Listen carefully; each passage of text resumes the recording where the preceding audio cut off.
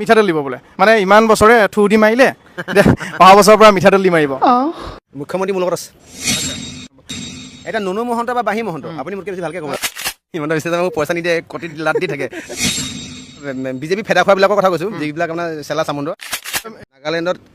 বিকিবলৈ যোৱা এটা কুকুৰৰ মূল্য হ'ল ৬,০০০ টকা কিন্তু অসমত মানুহ বিক্ৰী হৈছে ১২৫০ টকাত আৰু অসমত মানুহ বিক্ৰী হৈছে ১৫০০ টকাত দাদাই কেতিয়া কোনো কাৰণত হিন্দু মুছলমান আপোনাৰ কৈ পোৱা নাছিলে এওঁলোকে হিন্দু মুছলমান নকৰিলে মানে দিন হ'লে ৰাতি নোপোৱা ৰাতি হ'লে দিন নহয় ২৬ বিয়া ২৬ এণ্ডিঙত বিয়া পাতিম এমাহ হৈ গ'ল আমি জুবিন দাৰ ন্যায় পোৱা নাই সকলোৱে মাত মাতি আছোঁ মোৰ লগত বৰ্তমান উপস্থিত আছে বীৰ লাচি থানা অসমৰ কেইবাজনো সতীৰ্থ লগতে উপস্থিত আছে বিকাশ অসম বৰ্তমান সময়ত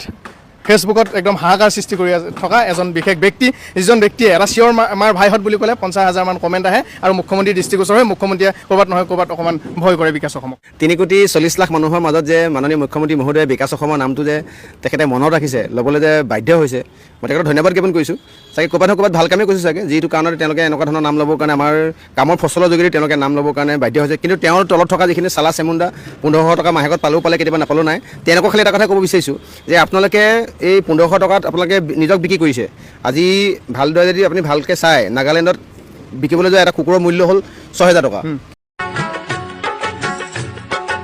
কিন্তু অসমত মানুহ বিক্ৰী হৈছে ১২৫০ টকাত আৰু অসমত মানুহ বিক্ৰী হৈছে ১৫০০ টকাত নাগালেণ্ডত এটা কুকুৰৰ দামেই হ'ল ৬,০০০ টকা বাকী মই আপোনাক বেছি কথা কৈ নাথাকোঁ এতিয়া গম পাইছেনে নাগালেণ্ডৰ কুকুৰা আমাৰ ইয়াতকৈ বেছি মূল্য ইয়াত আকৌ ১২৫০ টকাত মানুহ বিক্ৰী হৈছে ১৫০০ টকাত মানুহ বিক্ৰী হৈছে মাজনী মামনি আঁচনিৰ নামত বিক্ৰী হৈছে জুবিন দাই যদি ন্যায় নাপায় ন্যায় নামৰ শব্দটো অভিধানৰ পৰা সংবিধানৰ পৰা উলিয়াই দিয়ক আঁতৰাই দিয়ক বিগত দিনত এনেকুৱা বেয়া ইতিহাস আছে যে অভিনীলৰ ক্ষেত্ৰত আমি দেখিছোঁ নাপালোঁ জোনমণি ৰাভাৰ ক্ষেত্ৰত CBI অহাৰ পিছত আমি ন্যায় নাপালোঁ তাত আমাৰ গোটেইবিলাক বিষয়ে সন্দেহ আৱৰ্তত আছিলে আমি জংকাৰৰ ক্ষেত্ৰত ন্যায় নাপালোঁ এতিয়া এওঁলোকক যদি আমি যদি কওঁ যে শ্যাম কানু শেখৰ গোস্বামী বা সিদ্ধাৰ্থ শৰ্মাক আপোনালোকে ৰাইজৰ মাজত এৰি দিয়ক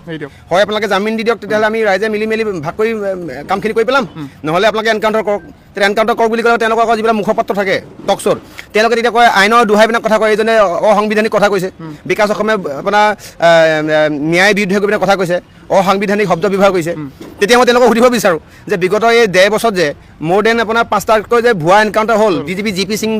আৰু ভাস্কৰজী মহন্তক আপোনাৰ DGP কালত তেতিয়া কোনখন সংবিধান BNS IPC বা CRPC আধাৰত তেওঁলোকক মুক্তভাৱে হওক বা তেওঁলোকক লুকাই চুকুৰি হওক এনকাউণ্টাৰ কৰা হৈছিলে একেখন আইন এতিয়া এই মুহূৰ্তত ক'ত গ'ল জুবিন গাৰ্গ ডাঙৰীয়া অসমৰ সম্পদ হাত থবক বহিৰাগত একাংশ ব্যক্তিয়ে হওক বা অসমৰ দুষ্কৃতিকাৰীয়ে শেষ কৰি পেলালে বহুতে ভাবিছে যে এতিয়া যে ইমানকৈ মাত মাতি আছে সকলোৱে ভাবিছে যে চৰকাৰৰ এগেইনষ্টত মাত মাতি আছে বিজেপি চৰকাৰৰ এগেইনষ্টত বিকাশ অসমে মাত মাতি আছে কি ক'ব সেইখিনি ১৫০০ ভক্ত এই মানে মাথাত কোনো চিন্তা শক্তি নথকা মাথাত মামৰে ধৰাখিনি কৰি আছে মই মুখ্যমন্ত্ৰী এগেইনষ্টত বিজেপি এগেইনষ্টত এইটো মোৰ খুব নহয় মই বিজেপিকো ভোট মাৰি পাইছোঁ মানে প্ৰাৰ্থীজনক গুৰুত্ব দিওঁ পাৰ্টিক গুৰুত্ব নিদিওঁ মোৰ কেম্পেইনটো হ'ল not against of BJP not against of government not against of মুখ্যমন্ত্ৰী মোৰ কেম্পেইনটো হ'ল যে মুখ্যমন্ত্ৰী শাসনৰ কালত দক্ষ যোগ্য সুযোগ্য ব্যক্তিজন বুলি কোৱা ব্যক্তিজনৰ ৰাজনৈতিক জীৱনৰ কালত সেয়া জুবিন গাৰ্গ ডাঙৰীয়া কেনেকৈ মৃত্যু হ'ল প্ৰকৃত সত্য পৰিয়াল শুভাকাংক্ষী অসমবাসীয়ে জানিব লাগিব আৰু ন্যায় পাব লাগিব মোৰ সেইটোক লৈহে ফাইট মই যে কিছুমানে যে কৈছে ২০২৬ত এনেকৈ ফটো বনাই পেলাই দিছে অখিল গগৈক আপুনি মুখ্যমন্ত্ৰী বিচাৰেনে মাজতে দিছে লুইনক বিচাৰেনে বা দিছে গৌৰৱক বিচাৰেনে হিমন্ত বিশ্ব বিচাৰে অপশ্যন দিছে মই এই চেপ্টাৰবিলাকো ইয়াত আলোচনা কৰাটো বিচৰা নাই সেইটো হ'ল ওৱান কাইণ্ড অফ ডাইভাৰ্চন সিদিনা আমি সৰ্বত্ৰে এটা চিঞৰ যে জুবিন দাক ন্যায় লাগে কাৰণ জুবিন দা নিচিনা মানুহে যদি ন্যায় নাপায় আহি থকা কাৰণে পুঁজি হাজৰিকা যদি নাইকিয়া হৈ গুচি যায় হিমন্ত বিশ্ব শৰ্মা যদি নাইকিয়া হৈ যায় অখিল লুইনো যদি নাইকিয়া হৈ গুচি যায় শৃংখল অন্তৰ্মণি ফুকন যদি বা সমুজ্জ্বল দাস যদি নাইকিয়া হৈ গুচি যায় বা বসন্ত গগৈ যদি নাইকিয়া হৈ গুচি যায় তেতিয়াহ'লে মানে আমি একো কোনো কাৰণে মাত মাতিব নোৱাৰিম কাৰণ অসমে কেতিয়া কোনো কাৰণে ন্যায় শব্দটো ব্যৱহাৰ কৰিব পৰাই নাই আৰু কথাটো এটাই হয় আপুনি চাবচোন জাকে জাকে যে মানুহবিলাক ওলাই আহিছে এইটো ন্যায়ৰ কাৰণে কেম্পেইনিং নে এইটো ইলেকশ্যনৰ কাৰণে কেম্পেইনিং আৰু এনেকৈ কথাবিলাক এনেকুৱাকৈ কয় যেন এতিয়া জুবিন গাৰ্গ ডাঙৰীয়াক ন্যায়ৰ কাৰণে কথাবিলাক তাৰ লগত মানে প্ৰাসংগিক হ'ব লাগে এতিয়া এখন কোনো নিৰ্বাচনৰ বৈতৰণি সভা নহয় ইয়াত কংগ্ৰেছ বিজেপি কথা কেনেকৈ আহিলে ইয়াত হিন্দু মুছলমানৰ কথা কেনেকৈ আহিলে এখনো ধৰ্মীয় কিবা আলোচনা নহয় গতিকে ইয়াত হ'ব লাগে অনলি ফ'কাছ হ'ব লাগে জুবিন গাৰ্গ অনলি ফ'কাছ হ'ব লাগে ন্যায় যি জুবিন গাৰ্গে জীৱিত কালত অসম আৰু অসমীয়াৰ কাৰণে ইমানখিনি কাম কৰি থৈ গ'ল চাওক ৩৮টা গান ৪০টা লেংগুৱেজ পাহৰি যাওক আপুনি জুবিন গাৰ্গ ডাঙৰীয়া অসমৰ কাৰণে বহুত কিবা কিবি কৰি থৈ গ'ল যিটো কাৰণতে সুশান্ত সিং ৰাজপুতৰ নিচিনা ব্যক্তিও স্থান নাপালে কিন্তু জুবিন গাৰ্গ ডাঙৰীয়াৰ শিল্পীৰ ভিতৰত ৩য় স্থান ৱৰ্ল্ডৰ ৪ৰ্থ স্থান তেওঁ মৃত্যু গতিকে যিজন ব্যক্তিয়ে একেদিনাই humming king of world not India not Asia world আৰু যিজন ব্যক্তিৰ নামেৰে নামাকৰণ হৈ গুচি গ'ল গুগলত এই লেকটো ছিংগাপুৰৰ সেইজন ব্যক্তিয়ে জীৱিত কালত দিলে মৃত্যু কালৰ পিছতো মৃত্যু হোৱাৰ পাছতো দি থৈ গৈছে গতিকে জুবিন গাৰ্গ ডাঙৰীয়া যিজন ব্যক্তি মৃত্যুৰ সময়ত 20-25 লাখ মানুহ গোট খাইছে যাৰ মৃত্যু চাঙিখন ধৰিবৰ কাৰণে হাজাৰ মানুহ আগবাঢ়ি আহিছে য'ত আমি ঘৰৰ কাষত কোনোবা মানুহ মৰিলে মৰিহালে গ'লে ঘৰত আহি গা ধুওঁ তেনে ক্ষেত্ৰত আমি শুনা পাত আমি গৈ দিনে ৰাতি থাকোঁ গা চা ধোৱা কোনো কথা নাথাকে য'ত সৰ্বধৰ্মীয় আলোচনা হৈছে য'ত সৰ্বধৰ্মীয় আলাপ আলোচনা আছে হিন্দু মুছলমান সকলো ধৰ্মীয় মানুহে আহি পেলাই তাত কোনোবাই আপোনাৰ ধৰি লৈছোঁ তেওঁলোকৰ নিজৰ নিজৰ ষ্টাইলত দাদাৰ আত্মা চিৰ শান্তিৰ কাৰণে প্ৰাৰ্থনা কৰিছে ন্যায় প্ৰাপ্তিৰ কাৰণে যুঁজ দিছে এই জুবিন গাৰ্গৰ ডাঙৰীয়া ক্ষেত্ৰত আমি কি কৰিছোঁ হিন্দু মুছলমান আমি কি কৰিছোঁ ৰাজনীতি দাদা নিজে কৈছে পলিটিক্স নকৰিবা বন্ধু মই বিচাৰোঁ মাননীয় মুখ্যমন্ত্ৰী মহোদয়ে মানুহ মৰণশীল আপুনি মৰিব ময়ো মৰিম সকলো মৰিব আমিতো ইমৰ্টেল নহয় গতিকে মৃত্যুৰ পাছত যাতে মাননীয় মুখ্যমন্ত্ৰীয়ে জুবিন গাৰ্গ ডাঙৰীয়া আত্মাক লগ পাই যাতে ক'বগৈ পাৰে মই পৰজনমক বিশ্বাস কৰোঁ যে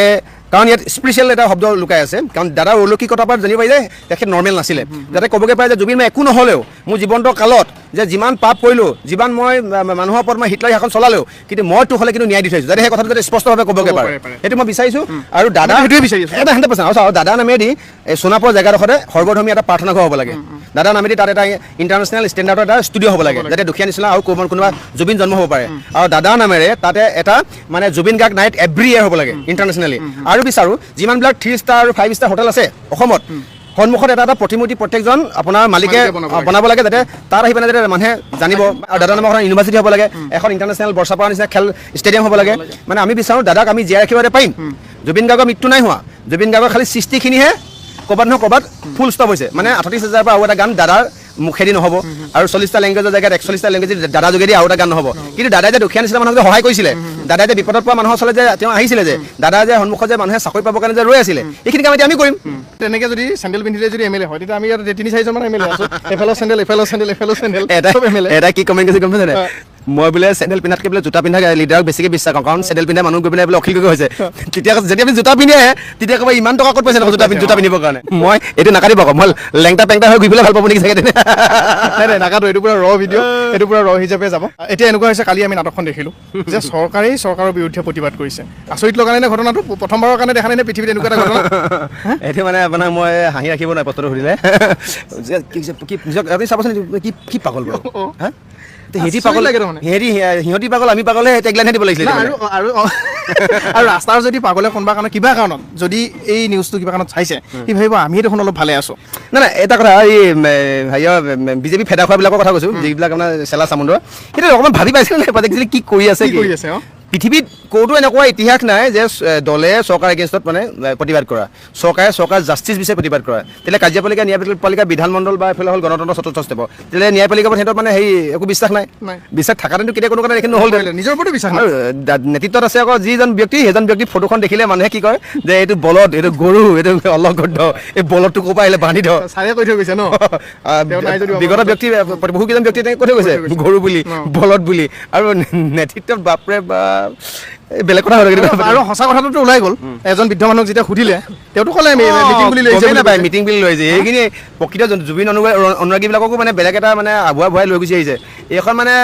তামা মানে এতিয়া ৰৈ বিনালে আমি চিনেমা চাম বুলি ৰৈ আছোঁ তাৰ আগত তেওঁলোকক কেইখন চিনেমা ৰিলিজ দিব গম পোৱা নাই মই কৈছোঁ অলৰেডি চাব হা যে চিনেমা হলত আপোনালোকে 3 মাহৰ কাৰণে চিনেমা ৰিলিজ নিদিব অকল ৰৈ বিনালে আপোনালোকে চিনেমাখন ৰিলিজ দিব কিন্তু ইহঁতে আনুষ্ঠানিকভাৱে নহয় অনানুষ্ঠানিকভাৱে চিনেমা ৰিলিজ দিয়ে আছে আৰু এনেকুৱা এটা তামাম কোনে স্ক্ৰিপ্ট লিখিছে গম নাপাওঁ চিনেমাখন অকল এদিনে চলে আৰু আজিৰ পৰা নচলে আৰু মুখ্যমন্ত্ৰীক এটা কথা ক'ব বিচাৰিছোঁ আপোনালোকৰ যিমানখিনি মানুহ আপোনাৰ লিগেল এডভাইজাৰ ইণ্টেলেকচুৱেল এডভাইজাৰ হিচাপে আছে আপোনাৰ সেইকেইজন ব্যক্তি মাথাত চিৰিয়াছলি কৈছোঁ মানে এটা ফ্লপ খাইছে এনেই বহি ৰাখিছে আমি জুবিন ফ্লপ আমি থাকিলে অলপ ভালে এডভাইচ দিব পাৰিম মুখ্যমন্ত্ৰী মহোদয়েও এটা কথা মানে মনত ৰখাটো উচিত আপুনি নৰ্মেল পাব্লিকৰ এগেইনষ্টত গৈ আছে এইকেইদিন যি দেখিছোঁ যেতিয়া ৰাইজে উত্থাপন কৰিলে যে এইবাৰ যিহেতু আমাৰ ঘৰৰ মানুহ জুবিন দা মানে আমাৰ সকলোৰে ঘৰৰ এজন মানুহ ঘৰৰ মানুহ ঢুকাওঁতে মানুহে কি কৰে এবছৰলৈকে বা ছমাহলৈকে একো মানে ফেষ্টিভেল ফূৰ্তি নকৰে একো নাপাতে ঘৰত কিন্তু এবাৰ কি হৈছে যেতিয়া জুবিন দা ঢুকালে অসমৰ মানুহে কৈছে এবাৰ আমি ফটকা নুফুটাও বুলি 90% মানুহে কৈছে ফটকা নুফুটাও বুলি কিন্তু তেওঁ আহি লাইভত কৈছে কি ফটকা ফুটাওক তাৰ মাজত আৰু ঘোষণা কৰিলে আঁচনি ঘোষণা কৰি দিলে কিবা কিবি আঁচনি সেই আঁচনি মানে পলিটিক্সটো সস্তীয়া পলিটিক্স আছে আৰু তৰল পলিটিক্স আছে পলিটিক্সটো অলপমান ওপৰত হ'ব লাগে পলিটিক্স হ'ব লাগে in favour of development of educational system in favour of health system in favour of communication সেইবিলাকত হ'ব লাগে মিঠাতেল দিব বোলে মানে ইমান বছৰে থ্ৰু দি মাৰিলে অহা বছৰৰ পৰা মিঠাতেল দি মাৰিব, ৰাইজে সকাহ পাব অলপ। অসমত এতিয়াও হেক্টৰ মাটি পৰি আছে, দৰকাৰ হ'লে ৰাইজে খেতি কৰিব সৰিয়হৰ, কিন্তু মিঠাতেল নালাগে।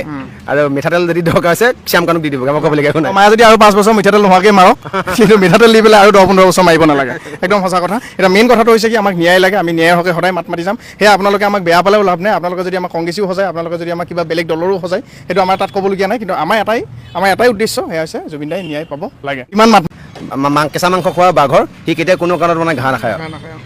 নিশ্চয়। আৰু শেহতীয়াভাৱে এটা ভাল খবৰো আছে, বিকাশ অসমৰ কোৰ্ট মেৰেজ হৈ গৈছে, মানে বিয়া। এই বিয়াখন কেতিয়া খাবলৈ পাম? এখন 26 লাষ্টলৈ পাতিব লাগিব। আকৌ বিয়া আগে যদি জেলত সোমাবলগীয়া হৈ যায়, সোমাই দিলে বোলে 2 বছৰৰ কাৰণে, তেতিয়া 26 বাপৰে বাপ নহয়। তাই মানে অলপ দিনৰ আগত যে মোক সেই দিনধানী শ্যামকানুৰ সিদ্ধাৰ্থ অসমলৈ আহিছিলে, তেতিয়া মোক দিছপুৰ পুলিচ আৰু SBI লগ লাগি ACP আছিলে তপন কলিতা আৰু ভাস্কৰ মল্ল পাটোৱাৰী আপোনাৰ OC, তেওঁলোকে মোক এই কলিতা কেফেৰ পৰা তুলি আনিছে। তেতিয়া তাই মানে মোক জুবিন দা ঢুকোৱাৰ আগতে মই কোৰ্ট মেজৰ মানে এপ্লাই কৰিছিলোঁ, ডেট আছিলে 15 তাৰিখে। তাই বিয়াত খঙা, মানে তুমি মানে হেৰি মানে কোৰ্ট মেজৰ আগত আকৌ সোমাবা, আকৌ মই NS লগাই 6 মাহ এবছৰ থাকিব লাগিব, কোৰ্ট মেজ উল্টা পুল্টা হৈ যাব। তাই তেতিয়া অলপমান চিন্তা কৰিছিলে, কিন্তু উপজন আছে নহয়, নেদেখাজন আছে। আমি কেতিয়াও কোনো কাৰণত অন্যায় কৰি পোৱা নাই, আমি কেতিয়াও কোনো চৰকাৰৰ লগত পলিটিক্স কৰি পোৱা নাই। হিমন্ত বিশ্ব শৰ্মাৰ লগতো পলিটিক্স নাই কৰা, লুইন দাৰ লগতো কৰা নাই, গৌৰৱৰ লগতো কৰা নাই, এইফালে অখিল গগৈৰ লগতো কৰা নাই, নকৰোঁ, কেতিয়াও নকৰোঁ। যেতিয়া পলিটিক্স কৰিম, যিদিনাখন পলিটিক্স কৰিম, সেইদিনাখন হিমন্ত বিশ্ব শৰ্মা মোৰ ৰুমত সোমাতে মেয়া কামিন চাই ক'ব লাগিব, পলিটিক্স ভালকৈ কৰিম। এনেকৈ মানে বটলা পলিটিক্স যিটো কৰোঁ ভালকৈ কৰিম, বটলা পলিটিক্স নকৰোঁ। বিলাসিতা অসমতো যোগদান দিয়া মোৰ 5 বছৰ হৈছে, একো নহ'লে 6 বছৰ দিনত কি কৈছোঁ, শৃংখলজলীয়া ৰন্তুপানী ফুকন, হৰকুমাৰ গগৈ, নৱদা, হেমন্ত দাই ভালকৈ জানে, বা উৎপল দাই ভালকৈ জানে, ত্যাগ একদম 100% ত্যাগ। গতিকে আমি যি কৰিম 100% কৰিম, একদম টাৰ্গেট অৰিয়েণ্টেড কৰিম। এইভাগে মানে আপোনাক এই এনেকৈ বোকা চিটোৱা, মাজনী আঁচনি, মামনি আঁচনি, তেল আঁচনি, এই খুটা কম্বল, সেইবিলাকক লৈ আমি নকৰোঁ। পলিটিক্স কৰিলে ভালকৈ কৰিম, যাতে দেশখন মানে ডেভেলপ হয়। কিন্তু এতিয়া মোৰ ৰিচেণ্টলি পলিটিক্সটো বেয়া লগা হৈছে, মানে পলিটিক্সটো যদি জুবিন দাৰ ন্যায় ক্ষেত্ৰত যদি এটা যদি বাৰ্ধক্য হয়, দেন তেনেকুৱা পলিটিক্স মই ভাল নাপাওঁ। 26ত বিয়া? 26 এনেকুৱা বিয়া পাতিম। এতিয়া 26ত বিয়া পাতিলে আকৌ ক'ব 26ত ইলেকশ্যন আহিছে, ইলেকশ্যনৰ মাল লৈ পেলাই বিয়া পাতিলে,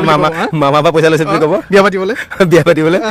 মানুহক মানে একদম আপুনি হেৰি কৰিব নোৱাৰি, সুখী কৰিব নোৱাৰি। আপোনাৰ ৰাং কুকুৰ অলপমান আছে, মানে পেইড চাৰ্ভেণ্ট, মানে ধৰি লৈছোঁ আপোনাৰ এইটো ভেৰনীয়া কিছুমান ৰাইটাৰ, তথাকথিত ৰাইটাৰটো আপুনি লিখিছিলে এখন ফেচবুকখন যদি ইউনিভাৰ্চিটি হয়, তাত গোটেই নকল মাৰি পাছ কৰা গোটেই